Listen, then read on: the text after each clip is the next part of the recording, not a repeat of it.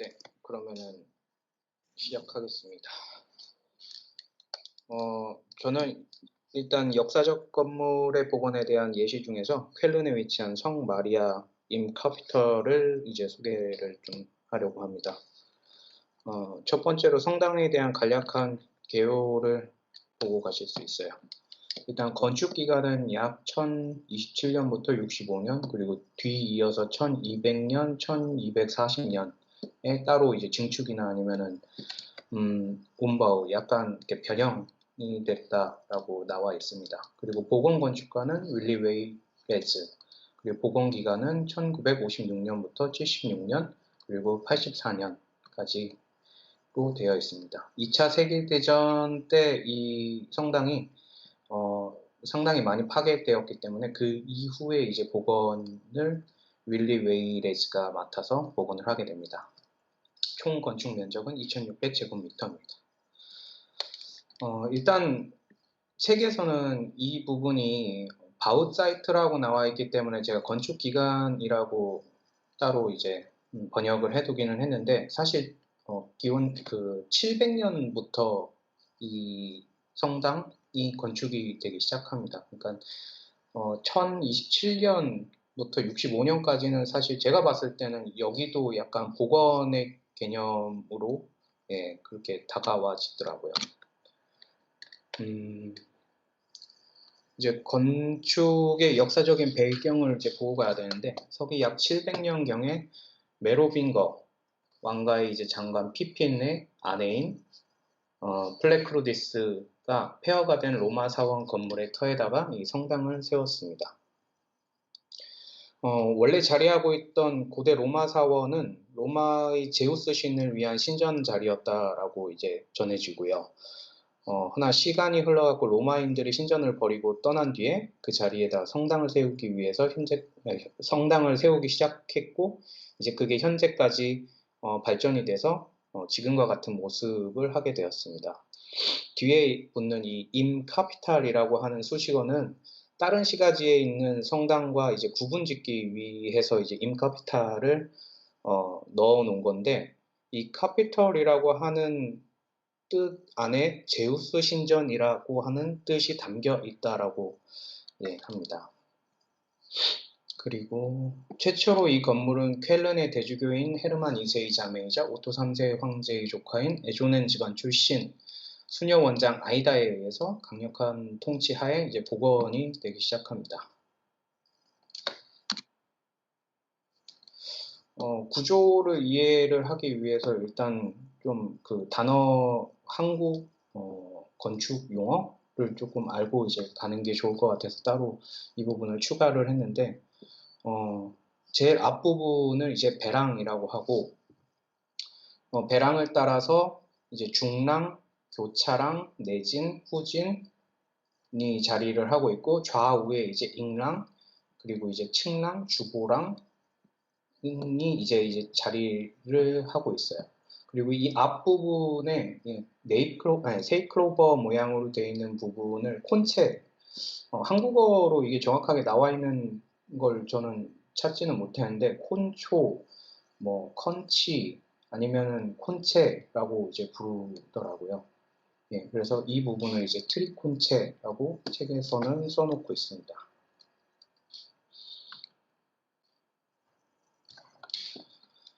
이 성 마리아 성당은 고대 로마 시대 바실리카 구조를 갖고 있으며 총 세 부분으로 나눠집니다. 이 바실리카라고 하는 거는 밑에 따로 제가 추가를 해놨는데, 고대 로마 대성당 구조와 유사하며 중심 계획이 아닌 길이 방향으로 양쪽에 통로가 있고 중앙에는 본당으로 구분되어 있는 그런 건축물을 이제 바실리카 성당 구조라고 이제 말을 하고 있어요. 그리고 내진이 포함된 탑 모양의 서쪽 구조와 트리콘체로 구성되어 있는 교차량부터 삼각골 형태의 첨탑과 지하 크립트가 있는 동쪽 구조, 그리고 중랑으로 나뉠 수가 있습니다. 이 내진이라고 하는 거는 쉽게 말해서 이제 성가대가 올라가서 이제 부른다고 하여서 이제 코어라고도 불리는데, 후진과 교차량 사이의 공간을 말하고, 중량보다는 약간 높게 만들어져서 전례에 침례하는 성가대가 이곳에서 성가를 부릅니다. 그리고 크립트라고 하는 부분은 이제 성당 지하의 건물 기초 부분을 말을 하고 보통 지하 묘지 또는 소성당으로도 이제 사용이 됩니다. 최초 설계 시에 이 교차랑 부분이 이제 사각형으로 설계되어 있는지 아니면 팔각형 모양이었는지는 이제 불확실하다라고 나와 있습니다. 트리콘체 및 반원형의 통로, 그러니까 이를 주보랑이라고 하는데 이 부분은 이제 아치형 천장으로 이제 제작이 되어 있으며 중랑과 교차랑은 평평한 천장으로 덮여 있습니다. 이 부분이 이제 아치형으로 천장이 구성되어 있는 그 주보랑 구조고요. 그리고 여기가 이제 중랑인데 중랑은 약간 이제 평평한 천장으로 덮여 있습니다. 현재 보고 있는 사진에서는 약간 각이 져 있는데 이거는 현재 복원된 교회의 사진이기 때문에 이제 각이 져 있고 과거 사진에서는 이게 평평했다고 하는데 과거 사진은 찾을 수가 없었습니다. 그리고 제단은 1049년에 축성이 돼서 최종적으로 1065년에 이제 봉헌이 되었습니다. 12세기 중반에 북쪽 트리콘체 및 남쪽 트리콘체가 처음으로 이제 리뉴얼이 되고 아치부의 안정화가 필요해서 이제 외부 쪽에다가 버팀대를 설치하게 되고 창문이 확대되면서 이 창문의 형태가 트리포리움 형태로 이제 구성이 됩니다. 트리포리움이라고 하는 걸 구조를 보면은 이런 아치형의 그 바로 전에 말씀하셨던 발표하셨던 세미나 씨의 발표에서도 볼 수가 있었는데 이 부분 이제 아케이드라고 부르는 부분이 있는데 요 바로 위쪽에 얹어진 창문 형태를 트리포리움이라고 이제 말을 하고 현재 이 성당 안에서는 이 부분에 이제 해당하는 걸로 저는 생각을 하고 있어요. 1200년경 동쪽 군체는 다시 현대적인 스타일로 추가 개조 공사를 거치게 됩니다. 그리고 1240년에는 중앙 본당에 아치형 필드와 리드미컬한 기둥으로 새로운 인테리어뿐만 아니라 측벽과 지붕 모양의 변화로 크기와 비율이 이제 변경이 됩니다. 여기가 이제 중앙 본당인데 현재는 아치형 필드랑 이제 기둥이 이제 기둥은 남아 있는데 아치형 필드가 남아 있지는 않아요. 나중에 이제 웨이 건축가가 웨이 잠시만요.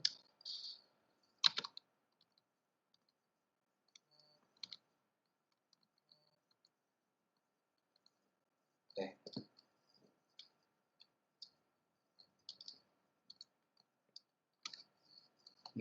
뒤쪽에 설명이 나오네요. 뒤쪽에 설명이 나오는데 웨이레즈가 이제 복원 당시에 이 부분의 양식을 맞추기 위해서 이 부분 위쪽 부분을 이제 잘라냈다라고 하는 설명이 나옵니다.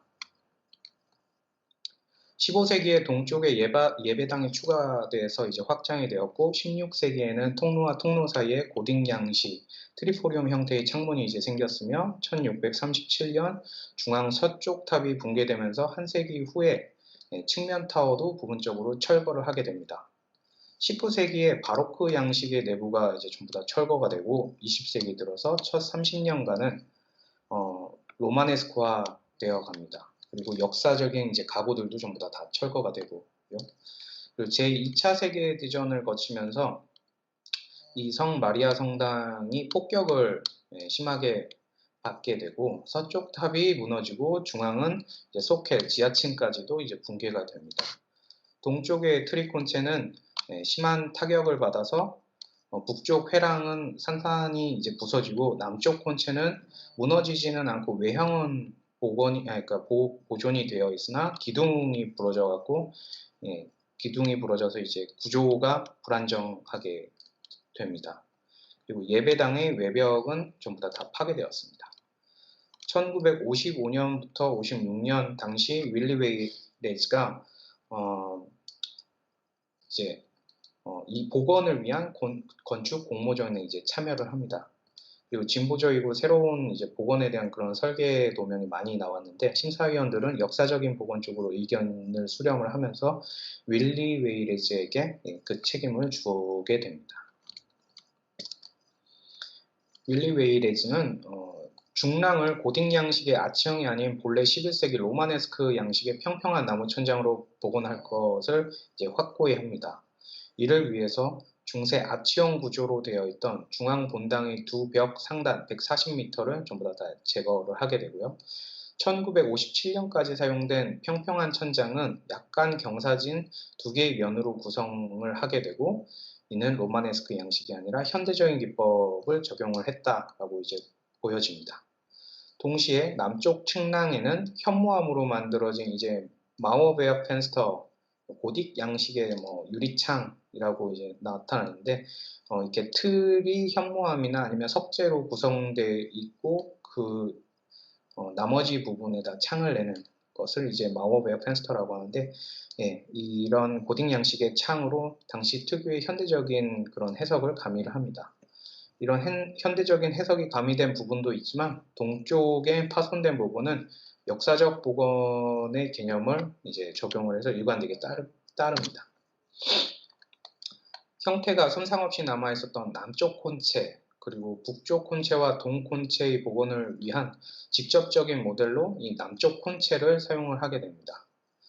이러한 오래된 건축 양식을 15세기에 재현하는 것은 쉽지는 않은 일이었다고 하네요. 그리고 이상적인 로마네스크 양식의 복원을 위해서 북콘체는 현재 구식이라고 이제 표현을 했는데, 좀 오래된 고딕의 뾰족한 아치를 이제 가지게 됩니다. 이 부분이 이제 구식이라고 불리는 옛날 방식의 그 고딕의 탑 모양을 상징을 하고 보여주고 있고요. 웨이레즈의 이러한 결정은 대칭과 균형이라고 하는 이유에 근거는 하지만 율리크린스에게는 이러한 복원은 이제 통일성에서 위배된다라고 볼 수 있을 것이다라고 서술이 되어 있는데, 제가 이 부분을 해석을 했을 때는 전체적인 이런 콘체 부분은 전부 다 로마네스크 양식이 적용이 되어 있는데, 위쪽 부분이나 아니면 이런 탑 부분에서는 고딕 양식을 볼 수가 있기 때문에 약간 혼재된 양식을 사용을 함으로써 통일성에 이제 위배된다라고 서술을 해놓은 것 같아요. 그리고 동관은 13세기 말에 훨씬 더 장엄하게 치장이 되어 있었을 뿐 아니라 공간의 전체를 아울러서 동서축을 강조하도록 설계가 돼 있었다고 합니다. 그리고 일치라고 하는 측면에서 남쪽 콘체를 모티브로 해서 나머지 이제 동쪽, 북쪽에 있는 콘체를 이 절차가 이제 로마네스크 후기 양식을 로마네스크 초기 양식으로 돌려놓음으로써 세 개의 콘체가 전부 다 같은 양식을 가짐으로 일치라는 측면에서 잘 어울렸다, 그리고 동일한 형태로 복원되었다라고 서술이 되어 있습니다. 네, 이상입니다. 감사합니다. 수고하셨습니다. 감사합니다. 발표가 너무 짧았나요?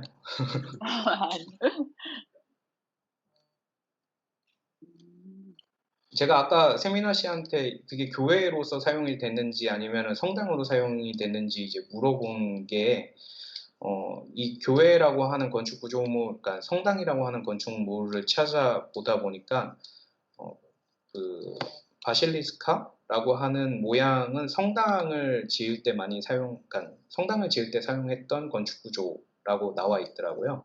그래서 지금 현재 그게 이제 교회로 사용된 건지 아니면 원래부터 이제 성당으로서 구조를 설계를 해갖고 사용된 건지 그게 궁금해서 물어봤던 거고요. 이 구조 자체도 앞부분에 보면은 탑이 이제 올라와 있어요. 이 부분도 고딕 양식이거든요, 어떻게 보면은. 그래서 당시 건물 자체가 로마네스크 양식하고 고딕 양식하고 약간 혼재되어 있는 그런 혼재 양식을 사용해서 건축이 이루어졌구나를 볼 수 있는 사례였습니다. 이게 몇 년도에 지어진 건물이라고요? 일단 시작은 700년, 서기 700년부터 시작을 해요. 근데 그때 당시에 이제 양쪽에 있는 콘체가 있었다라고 하는 문헌은 따로 없어요. 700년에는 아마 되게 단순하게 이런 식으로 이 네모난 식으로 해갖고 예배당 정도만 돼 있었던 것 같고, 뒤에 제가 처음 개요에서 말씀드렸던 것처럼 1276년에서 65년까지 지어졌다고 하는데, 이게 이런 콘체를 전부 다 포함을 해갖고 건축이 된 연도가 1200 1027년부터 60년 사이, 예, 그 당시 이제 수녀 원장이었던 아이다라고 하시는 분에 의해서 이제 설계가 되고 건축이 됐다라고 저는 이해를 했어요.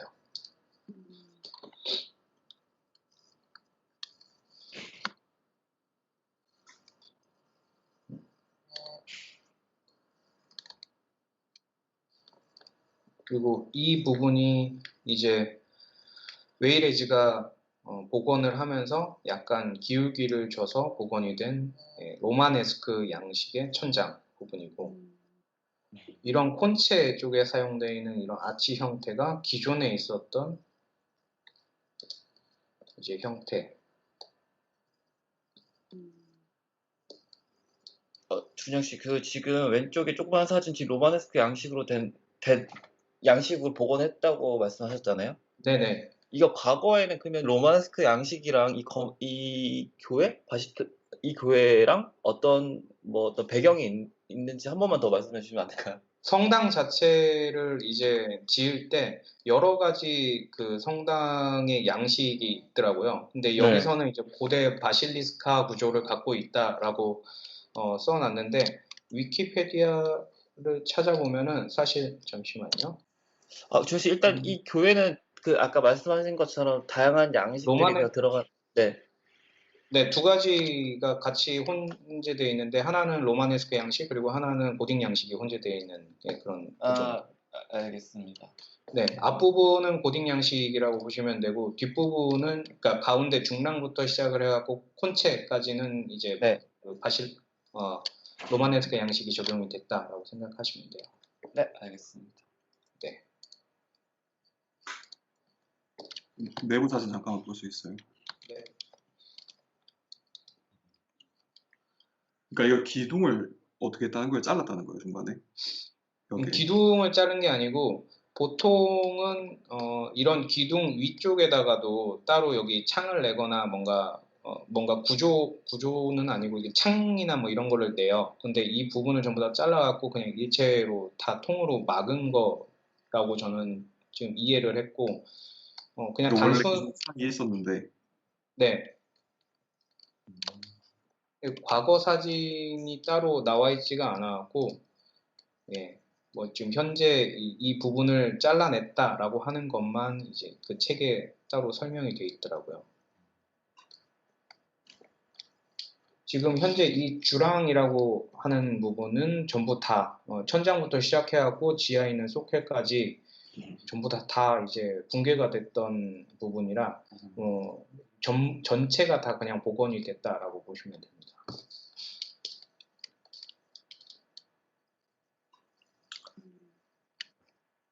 근데 지금 준영 씨가 발표한 것도 그렇고 앞에 이제 비올레 루트윅이 한 2개 프로젝트도 그렇고 계속 역사 관련된 얘기를 계속 하고 있잖아요. 이 리콘스트럭션 하는 거에 대해서. 근데 지금 네네. 히스토리실 리콘스트럭션이 되어 있기 때문에 이제 그렇게 언급하는 것 같아요. 그렇게 생각해 보면 그 다음번에 나오는 네. 제 생각도 그래요. 일단은 첫 번째 장 자체가 이제 히스토리식 네. 레컨스트럭션이기 때문에 약간 역사적인 복원에 초점을 두고서 그러한 사례들을 이제 뭐 이쪽에다가 실어놨지 않을까라고 하는 네, 생각을 그래가지고 했어요. 저는 이제 다음 페이지 보면 인터프레트 히어링 리콘스트럭션이랑 이런 부분들이 나오는데, 그럼 이 단에서는 뭐 역사적인 거에 대해서는 언급을 어떻게 할지 되게 일단 궁금을 하네요. 네, 어지간하게. 다음 장에 대해서 예, 저도 궁금은 합니다. 일단 이 레이웨지가 처음에 복원을 할 당시에 약간 현대적인 거를 가미를 했다고 제가 말씀을 드렸잖아요. 이 부분에 대해서도 약간 반반이라고 하는 약간 크리틱 같은 비평이 많이 있었대요. 왜 이런, 뭐, 아까 이런 트리포리움이나 뭐 이런 부분은 고딕 양식에서 볼 수 있는 부분인데, 이거를 왜 그러니까, 로마네이즈의 양식에다가 같이 이제 넣었느냐, 뭐 이런 식으로 좀 비평이 좀 많았다고 하네요. 그래서 뒤쪽에 복원을 할 때는 되게 역사적인 그런 복원에 초점을 둬갖고 다른 거 자기의 뭔가 현대적인 걸 가미를 많이 안 하고 그대로 복원을 하는 그런 식으로 이제 진행이 됐다고 나와 있습니다. 이 아까 지붕 복원할 때 이렇게 각도를 준 이유가 현대적인 이유라고 하는데 네. 뭐 구조적인 이유겠죠. 어떤 것 때문에 그런지는 안 나와 있죠. 따로 나와 있지는 않아요. 음.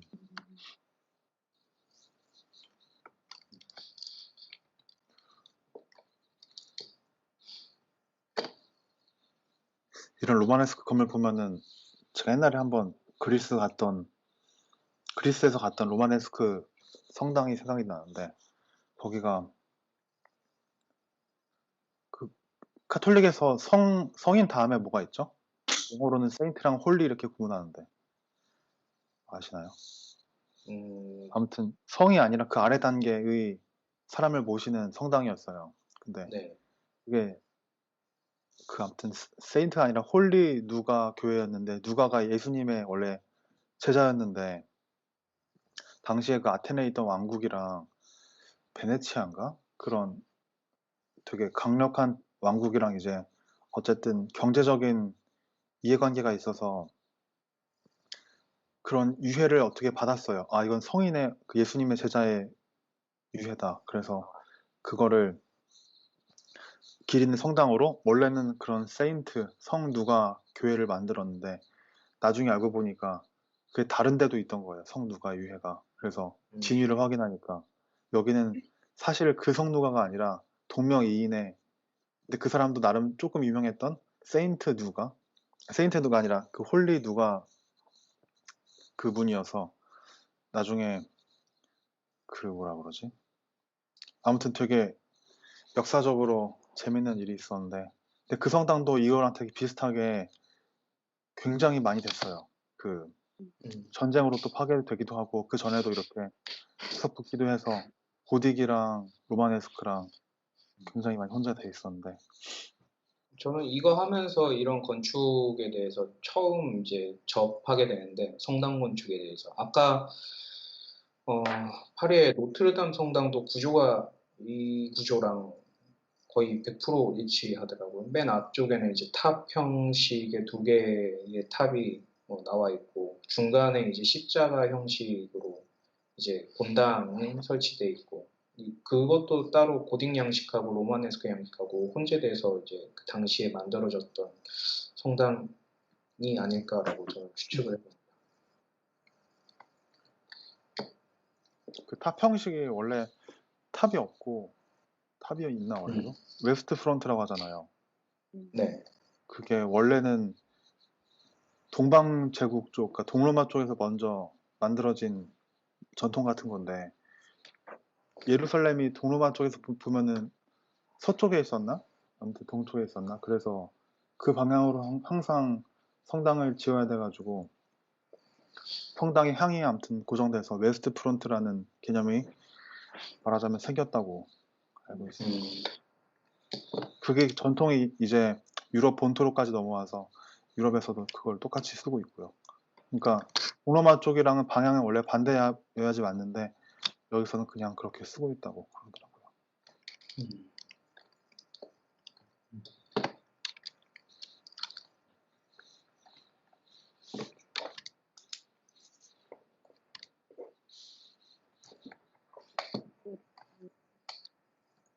제 파트나 이 파트를 보면서 생각하는 거는 당시 동시대에 한국에서는 이런 보존 건축가가 있었나? 라는 생각을 하게 됐었어요. 있었나요? 보존의 한국에서 어떤 보존의 개념을 갖고서 이렇게 20세기 비율 중반에요?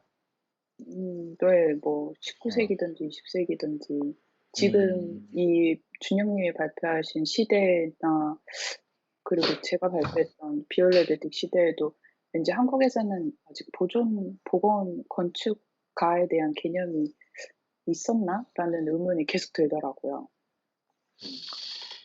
파괴 건축가는 많지 않았을까요? 일제시대가 막 끝날 때라서. 네, 파괴, 한국은 대부분 다 일제강점기 때 남아있던 유산을 다 드러내느라고 맞아요. 근데 그런 목수 게 있어요. 같은 개념에서는 그래도 좀 있지 않았을까요? 있었을 것 같아요. 네. 성곽 화재가 나거나 한국으로 따지면은 남대문 불났었죠. 음, 네. 네, 그런 부분, 그러니까 그게 19세기나 20세기는 아니었을지언정 당시에 이제 대목수라고 하시는 분들은 그런 복원 작업을 하지 않았을까. 왕실에서도 무너진 그런 부분들에 대해서는 대목수를 불러갖고 복원을 시키잖아요. 어떻게 보면은 리모델링이라고 하는 것보다는 복원 개념으로 대목수들은 활동을 많이 했을 것 같다라고 하는 생각은 들어요. 음, 그리고 남대문 불났다고 말씀하신 것 때문에 생각나는데 이제 노트르담 대성당을 불나고 나서 어떤 저런 공모전이나 저런 거에서 되게 독특한 참신한 것들 되게 많이 볼 수 있잖아요. 근데 그 남대문이나 뭐 이런 같은 경우는 그냥 똑같이 짓는 걸로 벌써 뭐 결정된 상태잖아요. 그런 부분 그렇죠. 좀 많이 다른 것 같아요. 우리나라 이제 서양 쪽이랑. 우리나라 좀 그런 것 같아요. 좀 보수적인 것 같아요. 네. 그것도 그런데 남대문은 약간 다른 개념으로 접근을 해야 되는 게 사람이 살거나 거주를 하거나 아니면 남대문 자체를 뭔가 기능적으로 사용을 하지 않기 때문에 그렇지 않았을까? 그냥 100% 역사적인 복원을 이뤄내는 그런 복원이 이루어지지 않았을까? 만약에 프랑스 파리 개선문이 함몰됐다 아니면 불이 났다라고 하면은 그걸 갖고서 이제 유리문을 단다거나 아니면 유리 천장으로 하거나라고 이제 복원을 하지는 않을 것 같아요. 그런 부분들은 역사적인 복원의 개념으로 이제 접근을 하지 않을까라고 하는 생각입니다. 음, 경복궁도 일제시대를 통해서 굉장히 거의 다 파괴됐잖아요. 네. 경복궁 각각의 그 실들이 많이 있는데 클러스터처럼 많은데 방들이 많았었는데 근데 그게 일제가 수탈한 것뿐 아니라 한국 사람들도 많이 그걸 훔쳐왔다 하더라고요. 그게 음, 건물을 그대로 떼서 이제 재조립한다던 식으로. 근데 지금 와서 이제 광화문을 비롯해서 다른 여러 건물들이 복원됐는데 굉장히 일부 건물들을 제외하면은 다 쓰이고 있지 않잖아요. 복원되는데도 불구하고. 그렇죠. 현대적인 시점에서 복원했는데 그거는 현대적인 기술이 개입할 여지가 있었음에도 그거 안 쓰이는 게 조금 그래서 제가 원래 학부 논문 주제가 그렇게 쓰진 않았지만 경복궁의 서울시청 활용 방안 이거였어요. 실제 유럽 같은 데서는 왕궁 자체를 시청으로 사용을 하거나 아니면은 공공시설로서 뭐 박물관이나 뭐 이런 걸로 이제 사용하는 예가 엄청 많기는 한데 한국은 역사적인 건축물 자체를 실제로 사용하는 건 많이 못 본 것 같아요. 약간 예를 박제잖아요. 복원이 아니라 약간 복제해서 똑같이 만들어내서 그냥 박제해놓고 그거 바라보고 그냥 우리 뭐 이런 거 훌륭하다 복봉에 취해서 좀 약간 그러니까 이게 전시적인 부분이 많은 것 같아요. 안적인 거 그런 거. 맞아요. 뭐라 하지? 복원을 하는데 복원을 해야지. 그러니까 뭔가 그대로 보존만 하잖아. 약간. 복구를 하면 안 된다고 생각하는데 그냥 복구만 하는 거에 초점이 많이 맞춰져 있고 뭔가 아직 그런 거에 대해서 겁이 되게 많은 것 같아요. 우리나라 사람들이. 그냥 문화재, 하나의 유산, 그냥 딱 갖다 놓는 그런 개념으로 많이 접근을 하는 것 같고, 진짜로 복원이 돼서 활용이 되고 있는 건물은 사찰 같은 경우는, 네, 화재가 난 사찰은 사실 복원이 된 후에 계속 사용이 되고 있으니까, 제가 알고 있는 한에서는 거의 유일하게 복원 후에 사람들이 실제로 사용하는 건물이지 않을까라는 생각을 하고요. 서원, 사원 이런 것도 복구라기보다는 그냥 보존 개념으로만 놔두지 그걸 실제로 쓰는 것도 전 본 적이 없으니까요. 약간 전시품이라고 생각하고 비올레르 딕이 말했던 그 박물관식의 복원이 아닌 그런 개념하고는 좀 다른 것 같아요. 지금 한국에서 진행되고 있는 그런 보존된 부분들은 정말 박물관 같은 개념 그런 느낌이고 비올레르 딕이 말했던 그런 박물관 같은 복원은 뭔가 보여지고 쓰이고 하는 좀 더 관찰자들과 사용자들의 개입이 더 적극적으로 들어올 수 있는 기능적인. 느낌이에요. 네. 그 단어가 있었는데 박물화였나? 그런 말 쓰던데. 네, 네. 뮤지엄화 건물이 한다고 그 박물관 뮤지엄화가 박물관화가 아니라 이게 음. 박물관에 있는 전시품처럼 박물화되었다 이런 말이 있었어요. 저도 옛날에 제 논문 준비하면서 봤을 때 유물화 이런 건가? 뭐 박물화된 건물 이렇게 해서 왜 경복궁 보면은 이렇게 앞에 못 들어가지 마시고 써 있잖아요. 건물 앞에. 그게 약간 건물이 아니라 전시품화되기 때문에 영어 단어에서 온 건데 박물화되었다 이렇게 표현하더라고요. 그런 건. 사실 한국의 박물화된 건물들은 목재로 지어진 건물들이 많아서 실제로 사람이 사용을 하면서 관리를 해주고 뭐 수시로 기름을 매겨준다든가 아니면은 그 목재 자체를 관리를 해줘야지 오래 가기는 하는데 좀 아쉬운 마음이 많이 들긴 하죠. 뭐 국가에서 따로 관리는 하겠지만 그게 보존이나 아니면 그냥 보기 위해서 관리를 하는 거지 사람이 사용을 하면서 손때가 묻는 그런 관리는 아니니까. 그렇죠. 사실 그 문화재 활용 부분이 따로 있어서 그 문화재청에서나 이제 각 지자체에서 그 문화재들을 활용을 계속 지속적으로 하고 있기는 한데 사실 그게 되게 상당히 소극적인 방식으로 대상자들한테 다가가요. 그래서 되게 불특정 다수가 이용을 할 수 있다기보다는 어떤 뭐 사전에 접수를 받아서 어떤 관리자의 관리 하에 유산을 이용할 수 있는 권한을 주기는 하지만 여전히 되게 소극적으로 활용하는 것 같아요, 문화재를. 이번에 인천에서 일제시대에 만들어졌던 공장들 정미소 10몇 개인가가 다 헐리게 됐잖아요.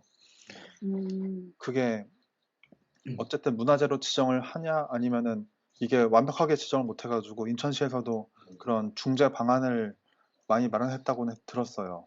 그거를 이제 소유한 건물주에게 어떤 식의 인센티브를 준다던가. 근데 그 뉴스를 보고 밑에 댓글을 보니까 굉장히 뭐라 그러지? 보존에 대한 필요성을 사람들이 많이 못 느끼더라고요. 이게 인센티브 주면 뭐하냐? 그 관리비가 더 들고 뭐 개발에도 제한이 있고 뭐 제가 뭐 증축을 한다 해도 더 제한이 있는데 그리고 뭐 일제 잔재 뭐 그런 것도 인식도 많이 큰 것 같고 근대 문화에선 하면 우리는 거의 다 일제 시대 게 많으니까. 그러니까 그게 일제 시대 맞아요. 때 지어졌던 건물들을 보존을 할 그런 필요성이 있다라고 생각이 드세요? 아니면은 역사적으로 어떤 그런 가치가 있다? 아니면 철거를 해도 된다? 어느 쪽 입장이에요? 저는 당연히 보존해야 된다고 생각해요. 그러니까 이게 좀 위험한 발언일 수 있는데 뭔가 일제 걸 공부하는 것 같아요. 굉장히 좀 위험할 수 있지만 근데 뭔가 그냥 건축사적인 가치로만 봤을 때는 충분히 이것도 역사적으로 보증을 해야 되고 그리고 건축물로서 가치를 계속 판단해야 되고 그리고 그걸 어떻게 그러면은 없애고 싶으면 어떻게 없앨 것인가 뭐 이런 문제들에 대해서도 좀 더 되게 조심스럽게 더 깊게 고민을 해야 된다고 생각을 하는데 저도 이제 이 얘기 하다가 아까 생각이 든 게 광화문 얘기하다가 원래 광화문 지금 있는 그 대문 그 뒤편에 조선 총독부 청사 있었잖아요. 근데 그거 이제 뭐 완전 딱하니 경복궁 앞에 바로 가로막고 있었어서 그게 되게 엄청 어떤 그 식민지를 상징하는 그런 건물로서 있었기 때문에 더 사람들이 그거는 당장 뭐 부셔버려야 된다, 파괴시켜야 된다. 그래서 실제로 부셨잖아요. 근데 그때 그 그거를 이제 부시냐 마냐 그리고 그 광화문 대문을 이제 다시 복원하는데 과정에 있어서 일본에서였나? 아니면 어느 무슨 단체에서였나? 그 건물 자체를 그대로 이렇게 해체를 해서 옮겨가겠다라고 했는데 우리나라에서 그냥 입장도 알고 있어요. 폭파시켰다고. 그 그러면서 어렸을 때 기억이 아직도 나요. 딱 그 머리, 맨 위에 머리 부분을 딱 떼는 장면이 아직도 되게, 음. 아, 근데 좀 그거 과격한 것 같아요. 헬기로 하지 않았어요? 헬기? 머리 부분? 헬기인지 크레인인지 따가지고, 저기 어디, 국립현대 과천인가? 어디 용인인가? 거기다가 갖다 놨었던 것 같은데. 근데 참, 상도님이 말씀하신 것처럼 저도 약간 보존해야 된다라는 입장이 뭐냐면, 한국의 건축, 그 역사의 흐름을 보면은, 전통 건축에서, 조선시대에서부터 이제 지금 현재 건축에 오기까지 그 사이에 근대 건축에 대한 부분이 상당히 약한 것 같아요. 이게 역사적인 배경 때문에, 이 지겨운 일본의 잔재들을 다 없애버리고, 새로 우리의 힘으로 건립하자라는 개념은 그런 마음은 저는 10분 이해하거든요. 근데 이 독일에서 제가 지금, 공부하고 있는 교수님은 산업유산에 대해서, 전문가세요.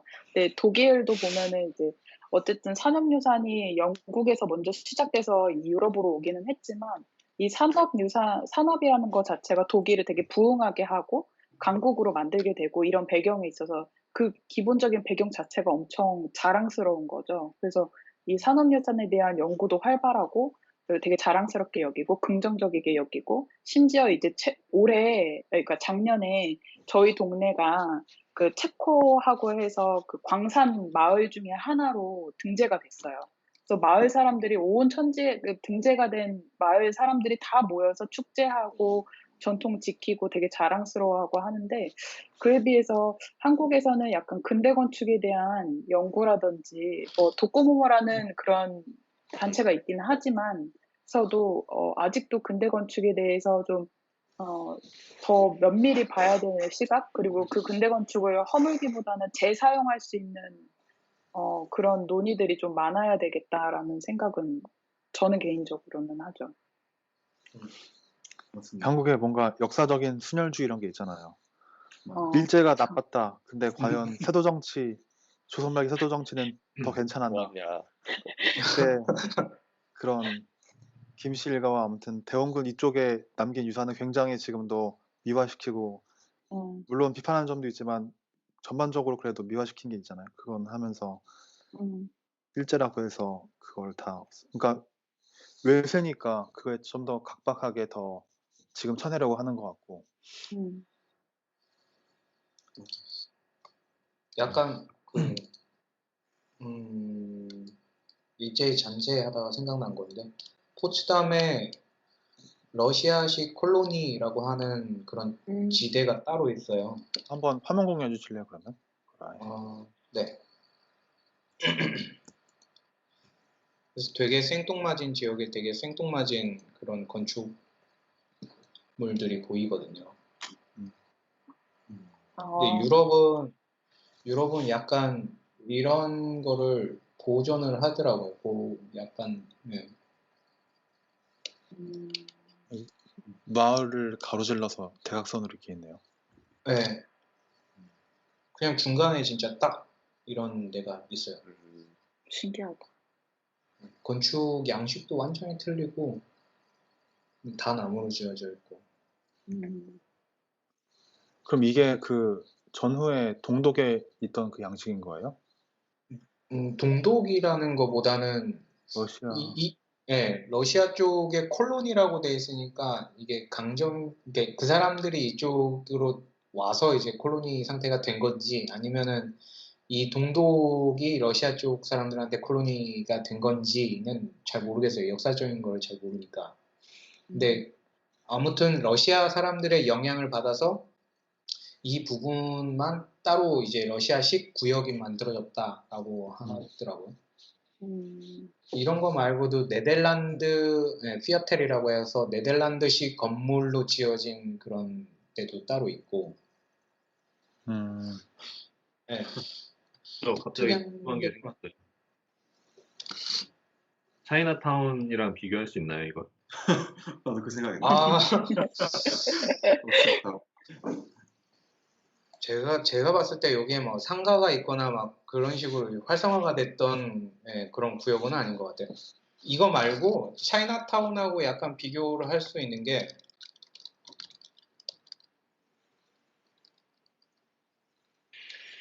포츠담에 있는 거리 네, 아닌가? 이거 여기. 와, 이 홀랜디식 피어텔이라고 하는 데는 차이나타운이라고 볼 수.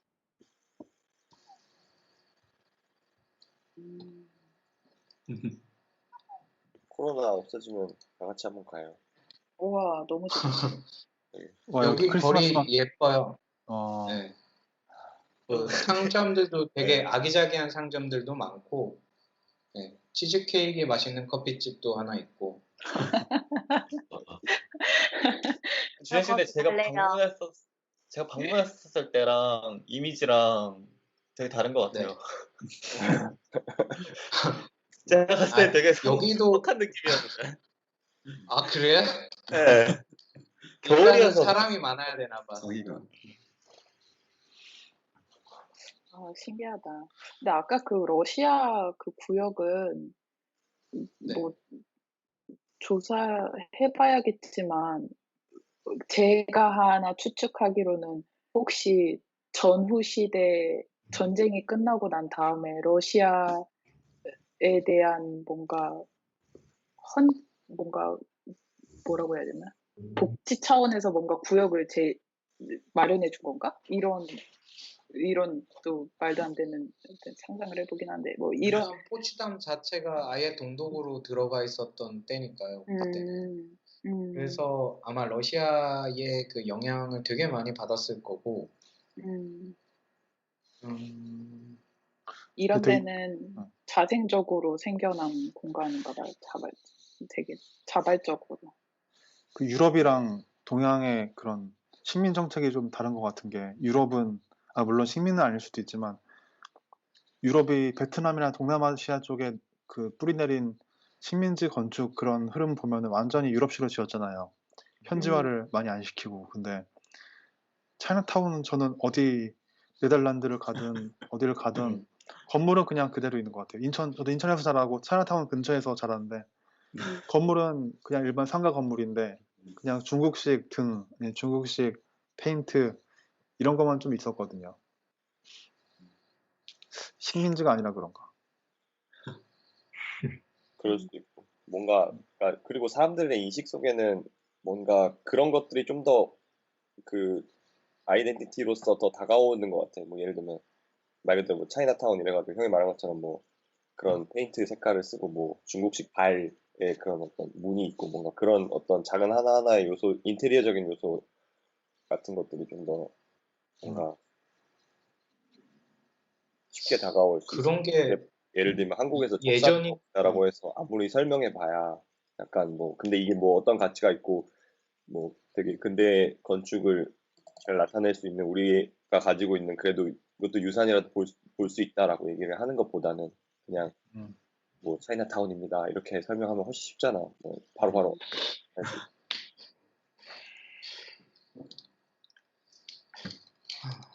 아까 준영 씨 무슨 말씀하시고 무슨 싶었어요? 말 하시려고 했어요? 아니에요. 별건 아니고 그냥 중국식 인테리어나 그런 건물의 모형 같은 게 예전이나 지금이나 그렇게 크게 변하지는 않고 아는 것 같다라고 하는 그런 느낌. 근데 사실 지금까지 이제 이 책에서 나왔던 부분은 되게 거의 초기작이잖아요. 그러니까 보건 건축, 고전 건축에서 초기작인데 이 앞으로 나올 거는 어떤 내용일지 모르겠지만 앞으로 나올 거는 아마도 우리가 지금 현재 시대에서 점점 이제 한국 같은 경우는 점점 새로운 건물을 짓는 한계가 생겨나겠죠. 언젠가는 그 땅이라는 면적에 제한이 있을 테니까 원래 있었던 문화재들을 어떻게 다시 짓고 재활용할 수 있는지에 대한 고민을 좀 더 이 책이 읽으면서 그런 방향을 보면은 재밌을 것 같다는 생각을 계속했어요. 이런 지금 오늘 사진도 보고 하면서. 유럽에서 이런 건물들을 활용하라는 게 한국보다 훨씬 저는 낫다라고 표현하기는 그렇고 활용성을 되게 많이 과거 건물을 많이 활용을 한다? 활용도가 되게 높다? 네, 라고 이제 생각은 들어요. 근데 그게 아마 비올레 르딕 때문에 그럴 것 같아요. 비올레 르딕이 처음에 시작을 되게 과감하게 시작을 해서 그 사람들의 생각을 미리부터 열려놓게 한 거죠. 아, 이럴 수도 있구나, 뭐 이런 식으로. 일단 진정성에 대한 가치를 굉장히 높게 생각하는 것 같아요. 말씀드렸듯이 아까 뭐 한국은 동아시아는 나라 헌장인가? 거기서 그런 아시아적인 특수성이 고려되어서 각각의 바우타일에 대한 진정성이 가치가 좀 떨어지는 편인 것 같은데 여기서는 뭐 옛날 건물, 문화재 건물도 아닌데 심지어 이건 옛날 이 건물의 대들보다 그리고 여기에 뭐 석공의 사인이 그 음각으로 새겨져 있다 이런 식의 가치를 굉장히 전시도 하고 높게 평가하는 걸 봐서 사실 더 돈이 많이 들잖아요. 이런 식의 레노베이션이. 근데 그렇죠. 이런 것들이 논의도 활발히 되고 그렇게 아까 말했던 뭐 몇십억 들여서 성당도 증개축하고 하는 걸 보면은 그런 생각이 듭니다.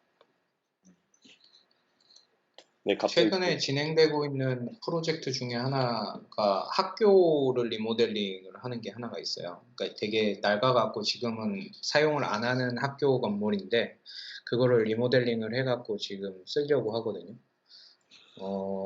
근데 특이한 게 그 학교가 부분이 나눠져 있어요. 하나는 거의 2차 세계대전 때 이제 시멘트로 지어져 있는 건축물하고 그리고 그게 증축이 됐는데 증축된 건물은 폴란드식 건축 기법이 들어와 갖고 창문도 그렇고 약간 폴란드식 그런 자재가 사용이 되어 있는 건물이 하나로 합쳐져 있는 그런 학교인데 약간 뭐 역사적인 복원의 개념으로 봤었을 때는 약간 이해가 안 가는 게 폴란드식은 어차피 자재도 구하기가 힘들고 그 조명 같은 것도 이제 카세트라고 하던데 그런 것도 이제 지금 규격하고 맞지가 않아서 폴란드식으로 제작이 돼 있어서 이거는 다 못 써. 전부 다 철거를 하고 새로 해야 돼라고 아예 그냥 되게 쉽게 정하고 리모델링을 시작하고 있거든요. 근데 어떻게 보면은 이게 포츠담에서 보면은 되게 역사적인 그런 게 포함이 돼 있을 수도 있는데 어디부터 어디까지 그러니까 언제 지어진 건축물까지를 역사적인 건축물로서 보고 그거를 복원을 하는 걸 결정을 해야 되는 건지 그리고 이런 건축물에 대해서는 역사적인 복원이 그렇게 크게 의미가 없는 건지 뭐 이런 생각도 가끔 프로젝트를 하면서 조금 들었어요. 그냥 옛날 건물 그 옛날 건물에 대한 기준이 뭐 100년이다 200년이다 일 수도 있는데 진짜 옛날 건물에 대해서만 좀 복원이 가치가 있는 그런 건물로 해석이 되고 근대 건물 현대적인 건물은 그렇게 깊게 생각이 되지 않는구나 라고 하는 그런 생각이 들었어요.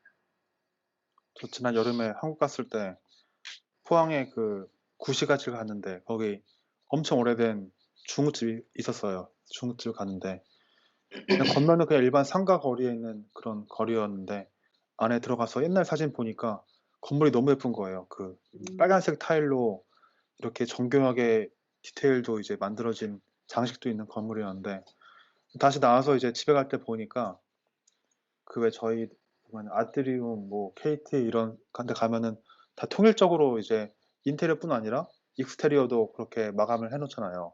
그 낡은 건물의 경우 그거 원 재료를 말씀하신 것처럼 재료를 보수하지 않고 덧대더라고요. 이렇게 바깥에다가 이런 하얀색이나 검정색 이렇게 해서 일률적으로 좀 덧대는데 그게 덧댄데 그 1층과 2층의 틈새로 옛날에 빨간색 그런 고풍스러운 타일이 딱 드러나는데 너무 예쁜 거예요. 근데 음. 사진이 있으면 공유해주면 좋을 것 같아. 뭔가 상상하기가 안 돼. 제가 한번 찾아볼게요. 저는 좀 딴 얘기인데 지금 이 복원하면서 이제 역사적 복원하면서 막 역사 얘기 많이 했잖아요. 근데 하나 책을 추천드리고 싶은 게 있는데 이거 그냥 가볍게 읽을 수 있는 인터뷰집 같은 거거든요.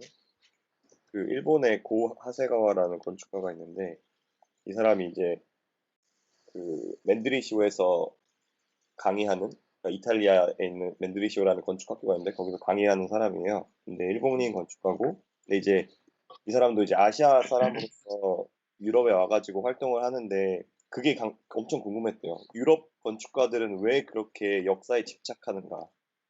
뭔가 설계를 할 때도 왜 그렇게 역사 얘기를 빼놓고는 얘기를 할 수 없는가에 대해서 궁금해서 이제 유럽에 있으면서 뭐 알바로시잖아 저희 컨스트럭션 저 책 공부하면서 나왔던 뭐 올지아띠나 메아클리나 이런 사람들이랑 이제 인터뷰를 해서 자기가 이제 대화한 거를 기록으로 이제 남겨놓은 책이거든요. 근데 여기 저도 이제 예전에 읽었어서 기억이 잘 안 나는데 그냥 내용을 그랬던 것 같아요.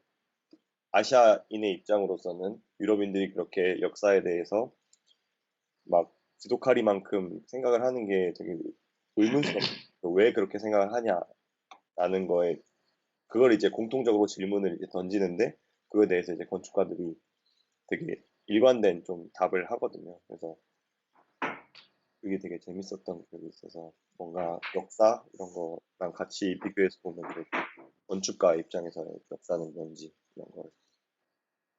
근데 한국 모르겠어요. 저는 되게 역사에 집착하는 사람이어서 한국도 약간 그렇지 않나요? 역사에 좀 집착하고 뿌리 찾고 이런.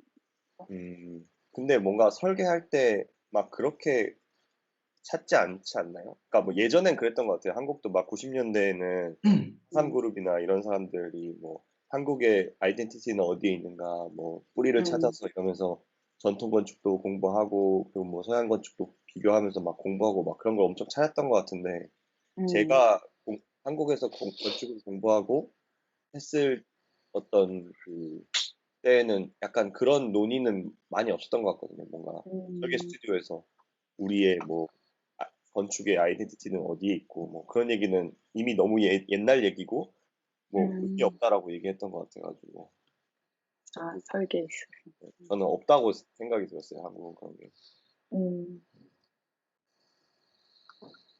맛집인가 보네. 블로그. 네. 드림 건축물 세계인 것도. 이 하시가와 책은 네. 독일어로 읽으신 건가요? 저거 영어로 나와 있어요. 영어밖에 없어요. 이거 영어예요? 네, 영어로 써져 있어요. 네네. 감사합니다. 재밌어요, 저거. 추천드립니다. 아까 말씀드린 게 이 건물인데 이게 실내 가면 이렇게 옛날 모습이 있었어요. 그 사진이. 그래서 근데 저는 들어갈 때는 위를 안 보고 들어가고 그냥 앞에만 보고 들어가는데 이렇게 약간 옛날 모던식으로 이런 식으로 뭐 장식도 넣고 되게 나름 정교하게 디자인을 했는데 간판만 없으면 너무 이쁠 것 같은데. 네, 이런 보수도 좀 하고 이러면은 진짜 괜찮을 것 같은데 근데 이게 거리가 쫙 다 이런 식으로 뭐 KT 이런 상가적인 검정색 간판들로 이제 딱 저게 되니까 근데 또 우리나라 같은 밀도에서는 어쩔 수 없는 간판의 크기라고 하는데 근데 사실 포항은 인구 밀도가 진짜 높은 편이 아니거든요. 되게 낮고 이런데. 그냥 우리나라에서는 저게 그냥 디폴트인 것 같아. 그냥 그러니까 뭐 상가 낸다 하면 일단 기본적으로 간판 있어야지. 그럼 간판 뭐 크게 해야지 잘 보이게. 약간 뭔가 인식의 차이인 것 같아 내 생각에는 어떤 도시 구조나. 되게 재밌는 게 저희 부모님이 사무실을 하나 내게 돼서 되게 간판도 되게 미니멀하고 딱 간판을 2개만 이제 그 건물에 간판을 2개만 딱 만들어 드렸거든요. 근데 나중에 보고 보니까 부모님이 막 여러 면에다가 시트지도 바르고 막 간판을 더 만드셨더라고요. 근데 저는 되게 그게 이해가 안 갔거든요. 오히려 더 많은 글자들이 그 건물 주변에 있으면 더 안 읽힐 텐데 그런 큰 글자가 여기저기 다 붙어 있어야지 더 눈에 띈다고 생각을 하시더라고요. 근데 여기 독일에서 살다가 한국 가면은 정말 눈에 들어오는 활자들이 정말 많은 것 같아요. 보이는 활자들이. 반대로 초기에 독일 딱 왔었을 때 되게 당황했어요, 저는. 상점을 뭘 하나 찾아야 되는데 큰 간판이 없으니까 도대체 이 건물에 뭐가 있는지를 몰라갖고 맞아. 네, 처음에는 좀 당황을 했었어요. 뭐 약국이야 눈에 잘 보이는데 병원 같은 거는 진짜 조그만하게 벽에 간판밖에 안 보이잖아요. 한국은 뭐 무슨 내과 뭐 하면서 간판이 엄청 크게 보이니까. 근데 또 어떻게 보면은 그렇게 발전이라기보다는 그렇게 이제 외관을 형성을 했던 게 한국이라 지금은 또 어떻게 보면 그게 한국의 아이덴티티 같기도 하고. 제 친구 중에 부동산 개발 쪽에서 일하는 친구가 있는데 제가 이런 비슷한 말을 했어요. 하니까 왜 어차피 다 건물 이쁘게 만들어도 다 이렇게 덮어버릴 건데 각자 상업적인 혹은 이런 간판 아이덴티티에 맞게 그러니까 거기서도 요즘에 고민하고 있는 게 건물을 지을 때 진짜 거의 골조랑 단열 수준만 이제 제공해주고 나머지 인면은 알아서 사무실들이 꾸미라고 입주한 사무실들이 그런 방안도 검토 중이라 하더라고요. 어차피 다시 뜯고 다시 하면은 그 비용도 다 낭비고 하니까. 그러니까 외관 아무리 예쁘게 해봤자 그렇게 막 다 가려버리면은 큰 의미가 없으니까. 나는 반대로 외관을 예쁘게 하고 싶다는 어떤 건축 디자이너로서의 그 욕심을 못 버려서 그러면 한국에서 상가 건물 지으면 한쪽 인면 벽을 간판으로 채워야겠다. 그러니까 이미 간판이 들어설 자리를 내가 계획을 같이 해서 설계를 해보면 어떨까라는 생각을 했는데. 제가 재밌는 그렇게 해도 입간판이 나올걸요. 아니면 그 풍선이라든지. 그렇겠죠. 뭐 추가적으로 뭐 창문에다가 시트지 바르고 뭐 그런 건 없지만 그래도 최소한 간판을 내가 좀 해볼 수 있지. 제가 재밌는 거 하나 보여드릴게요. 제 후배가 영국의 그 영국 왕립 대학인가? RCA? 로얄 컬리지. RCA인가? 네, 거기인 것 같은데 거기서 이제 졸업 논문으로 석사 논문을 쓴 거예요. 근데 어떤 식이냐면 이렇게 이건데 잘 보이시죠? 미리 보기로 이렇게 이런 식인데 이 친구는 간판이 건물을 규정한다고 했어요. 서울에서. 그래서 이 위에 제일 큰 간판 2개랑 밑에 이렇게 큰 건물을 다 간판을 만들어서 한 건데 얘가 이제 각자 페이스북에 올려서 각자 한 면당 얼마씩 판 거예요. 한 면당 친구들한테 5,000원이니까 그걸로 이제 재료비 좀 보태고 무용비죠. 그래서 각자 자기 홍보를 해도 되고 여기 제일 이쪽 보면 뭐 자기 뭐 음반 홍보한 것도 있고 건축 사무실 홍보한 것도 있고 막 그런데 결혼 사진 있는 것 같은데? 네? 결혼 사진 있는 거 아니에요? 중간 아래. 그런 것도 있는 것 같고 그렇네 결혼 사진 있네 여기. 네. 근데 되게 재밌는 프로젝트인데 저는 그때 당시 그 일본의 그런 위안부나 이런 문제를 지적하고 싶었어요 여기다가. 그래서 제 건 여기 이만큼을 샀는데 이 친구가 저희 집에 옛날에 신세를 진 적이 있어서 되게 저렴하게 해줬는데 그게 잠깐만요. 이게 왜 안 넘어가지? 뭘 했냐면은 그러니까 이거는 나중에 한 건데 처음에 한 거는 이거였어요. 이게 일본인 친구한테 한 건데 독도 X 다케시마 X 독도 동그라미 이거는 한국의 영토다 이렇게 심하게 한 건데 심지어 거기 좀 일본 사람들이 있대요. 교수 중에도 일본 사람이 있고 그래서 이 친구가 정말 아무거나 다 된다고 막 야한 것든 다 되고 이게 오히려 현대 사회의 그런 단면을 좀 보여주는 거니까 근데 제가 이걸 딱 하니까 걔가 형 이거 안 되겠어요. 그러니까 이게 이 안이 이 창문이 뚫리면 이런 형식으로 돼서 너무 잘 보이는데 더? 잘 보이게 하려고 한 거예요. 그래서 아, 좀 어쩌냐, 난 이거를 정말 나름 심혈 있게 아, 일본인 친구한테도 이제 자문 받아서 쓴 건데, 일본인 친구는 아니지만 한국 사람인데 일본인 사는 친구한테. 그래서 그 다음을 한 게 그냥 그 위안부 문제. 그래서 그래서 그냥 타협안으로 갔죠. 사실 별로 이거는 그냥 이렇게 눈을 가리고 싶어서 했는데 좀 아쉬워요. 좀 센 걸 하고 싶었는데 안 만약에 판단. 건물에 저런 광고가 들어간다라고 하면 네. 저기에다가 다른 사람이 의뢰를 해갖고 다른 광고를 붙이면은 어떻게 광고를 설치를 하는 거예요? 그러니까 페인트식이나 아니면은 뭔가 시트지 형식처럼 이렇게 바르는 걸로 구성을 한 거예요? 잘 모르겠어요. 그거는. 저도 네. 존나 귀찮다. 분명 네. 이거를 만약에 상업적으로 구현을 한다고 하면은 존나 귀찮다. 뭐야? 계속해서 일정 기간을 두고 이제 광고를 계속 바꿔줘야지 뭔가 수익성이 생길 것 같은데, 음, 한쪽 벽에 아예 뭐 LED 그런 큰 전광판이나 뭔가 있으면 거기는 바꾸는 거 쉽잖아요. 네. 근데 건물에다가 그대로고 그 컴퓨터 프로그램으로 바꿀 수도 있을 것 같은데. 근데 이거는 창문이 중간에 다 실에 하나씩 다 이렇게 뚫려 있는데 여기다가 LED 판을 다는 거는 조금 힘들 것 같고. 아니요, 그 창문 밖에 있는데 말하는 거였는데. 아, 그러니까 LED 판을 저렇게 달기가 어렵다. 네. 또. 하긴. 이거는 완전 파사드 정면에다가 지금 광고를 때려 넣은 거잖아요. 네. 사이드가 아니고. 네. 어렵구나, 그게. 그러게요. 근데 어떤 상징적인 생각이- 의미인 것 같아요. 네. 제가 그 용어를 지금 못 찾고 있는데 저는 지금 이 이미지만 봤을 때에도 이게 광고가 낮에는 못한다는 단점이 있긴 있는데 밤에는 건물 빌딩 저 파사드에다가 이렇게 빛을 쏴가지고 프로젝션 이런 걸 뭐 그런 걸 할 수 있어요. 요즘은 그 기술이 굉장히 많이 발달했거든요.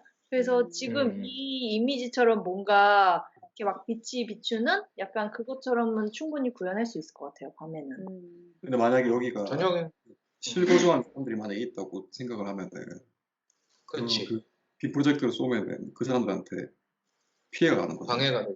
네. 그럼 이게 오피스텔 건물이다라고 하면은 창문이 있어서 빔 프로젝트를 쏘지는 못하겠죠.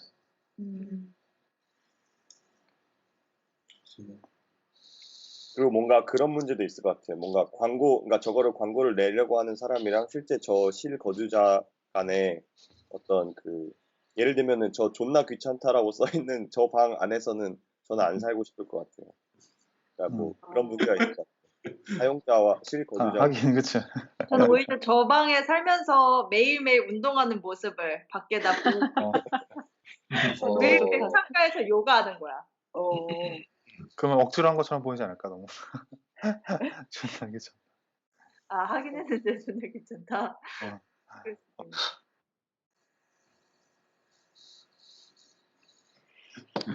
아무튼 재밌네요. 다음에 만약에 저희 시간 되면은 이 책이 나온 이후에 좀 논의가 된 저희가 오늘 논의했었던 슈탑 건축가의 바우하우스 아카이브나 스퍼필드의 노예 나셔널 갤러리, 그것도 한번 좀 다뤄보면 좋겠다는 생각이 드네요. 다른 굉장히 지금 현재 베를린에서 제일 의의가 좀 많은 작업들이니까. 오픈하면 보러 가죠. 이제 슬슬 열던데 그 갤러리나 이런 것도 뭐 마스크 끼고 앞시단 유지하면서 보면 되지 않을까.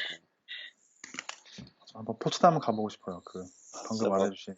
너무 놀러 오세요. 지금 한 가구는 방문할 수 있어. 한 가구가 몇 명인가요? 그러니까 한 가구에 8명이 가도 되는 우리 건가요? 한 가구 아닌가? 여기 우리 한 가구 다 한 가구라고 하면 좋아. 가구 그러면 다 오세요. 네.